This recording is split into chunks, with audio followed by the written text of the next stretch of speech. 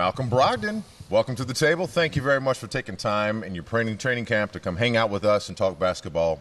Most important, obvious question is, how are you doing today? I'm feeling good. We had a good one today. Competitive, spirited, a little messy as is expected. I don't think I've been through the first training day camp, day ever in my 9 years, and it's been organized and guys are making shots. Guys are competitive today, so it was good. Kind of feels good to like that first day back in school and everybody's together. You got the freshmen, seniors, sophomores, and all that stuff. Yeah. What has been the big thing that stood out from you from that first day of just seeing everybody together? We got a young group. We're playing fast, playing with a lot of pace, which I think is going to be exciting for the fans. And the guys, actually, I think genuinely like playing together. You can get into a lot of rooms on a lot of courts, and some teams don't have that, interest in playing with each other. And I think guys here, the young guys especially, they do. So it's a good group. For as great a player as you are, you get a lot of praise for your ability to defend, which we know the position you defend is one of the most difficult in the league.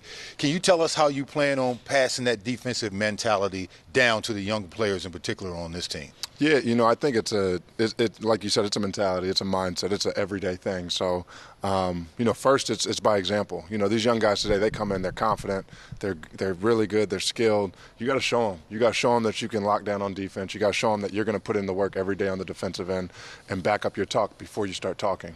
And then it's coaching them up, talking to them about angles, talking to them about using your hands, just a little vet moves that I've learned over the years. Speaking of defense and young players, the second overall pick, Alex Sarr, what was day one of training camp like for him? He had a very good day. He was knocking down shots. I mean, from the first day in September that we played pickup to now, he has taken giant leaps, just confidence-wise. Everything that happens, between these lines is about confidence at this level. Everybody's really good, and I've seen his confidence really just go through the roof. The sky's the limit for him. He's only going to get better. Two things I've noticed just from watching you guys here on day one: space and pace. You guys mean that. It's been a long time since I've seen a team, everything fast-paced, covering the entire court. How important is that going to be for the young guys to really embrace that, especially under your leadership as a vet? Yeah, that's a mindset too. It's a discipline. It's different than college. College, the court is a little bit smaller.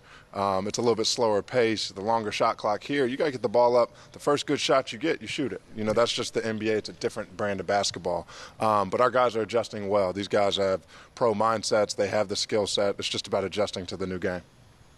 Going back to your rookie year, the game is a little bit different now. It's a little more spread out. Can you talk about how you've been able to evolve over time? Because you've obviously always been a great offensive player, but with more emphasis on perimeter play now. Talk about how that's affected you over the course of your career. Yeah, the game is so different, man. When I got into the league, I think Steph was really hitting his stride, dominating the league. The league was in that shift to shooting a lot of threes. But for the first 3 years, we were making that transition. After that, my last 5 years, man, everybody's shooting threes. Bigs are shooting threes.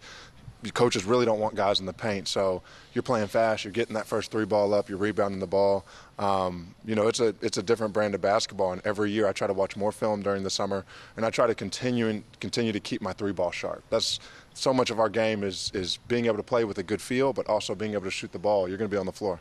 Whenever there are good defenders in the NBA, I love asking other NBA players what makes them so tough. And the answer I've gotten for you most often is your hands. You have really disruptive hands on the perimeter, the timing, the strength, all of that. Can you speak to that part of your game? Yeah, it's just something I've learned over the years, man. In college, Tony Bennett really taught me that at UVA, using your hands, using your position, using your body and your strength. And then at the NBA level, man, most of these guys I'm playing are better athletes than I am. So I got to figure out what my strengths are going to be. What's going to be my edge? I have long arms, I'm strong, I got big hands, and I got good instinct. So I try to use all of that when I'm guarding the ball. Malcolm, final question, most important one of the day.